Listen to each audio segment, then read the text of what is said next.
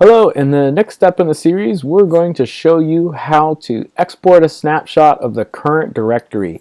So for those of you that have used Subversion or other source control systems, there's something called an SVN export for Subversion users, and that basically copies all the files in the current repository off to a separate location, which makes it easy for you to share that with others because it strips out all the information regarding source control, and Git does this pretty well.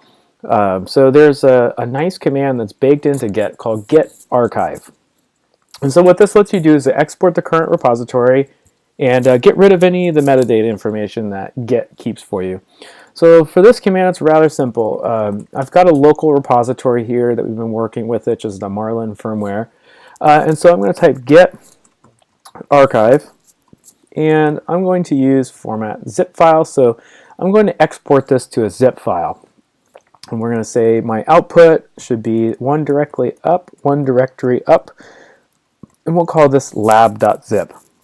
And so the command here structure is saying git archive format zip, output is lab1.zip, and use the development branch, which is my current branch. So that's going to go ahead and run, and now that we've completed the command, I'm going to say list everything that's in the folder, and you can see there's a 4.2 megabyte file called lab1.